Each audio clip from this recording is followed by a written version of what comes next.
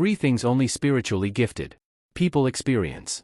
Some walk through this life half asleep. They chase noise. They seek pleasure. They drown in emotion. But a few, very few, live with a strange heaviness in their chest. A calm that unsettles others. A silence inside that doesn't beg to be filled. These are the spiritually gifted. Not in the mystical sense, but in the disciplined sense. The ones who have faced their chaos and refuse to become it. They experience things the average person cannot grasp. Not because they were chosen, but because they chose themselves. Here are 3 things only such individuals understand because they've earned it through battle with the self. 1. They experience isolation, but it doesn't break them. It builds them. Most people fear being alone. They avoid silence like it's a curse. They'll surround themselves with noise, people, addictions, anything to escape the voice within. But we walk straight into the silence. Because we know the man who cannot sit quietly with his own mind is a man who has never met his true self. Monius Rufus, a teacher of resilience, once said, "The soul is strengthened by hardship as the body is by labor. And solitude is hardship. It confronts you with your insecurities, your past, your guilt, your regrets. It strips away the masks. It leaves you naked with the truth. But we don't run. We sit with the discomfort. We bleed in the silence. And something sacred happens. We stop depending on validation. We stop needing applause. We learn to belong to ourselves. True spiritual strength isn't built in temples. It's built in the long brutal quiet of solitude, where no one sees your discipline but you. And when we return from that place, we don't return softer. We return unshakable.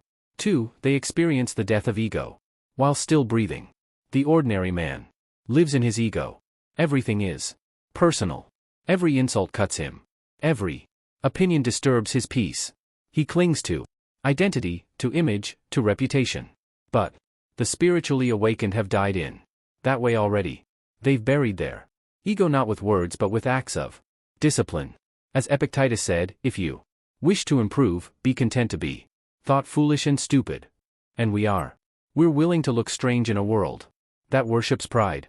We're willing to lose the argument, to walk away without defending ourselves, to remain calm when everything in us wants to explode.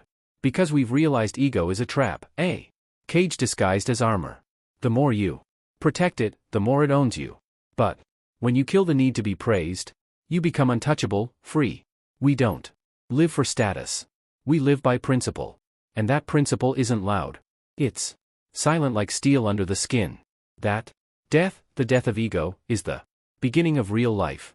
3. They experience deep emotional storms but choose not to be carried by them. Most people think strength is the absence of emotion. They're wrong. Strength is feeling the full weight of the storm and choosing not to be moved by it. The spiritually gifted don't avoid pain. They don't numb anger. They don't suppress fear. They face it fully, directly, without escape. They allow it to rise.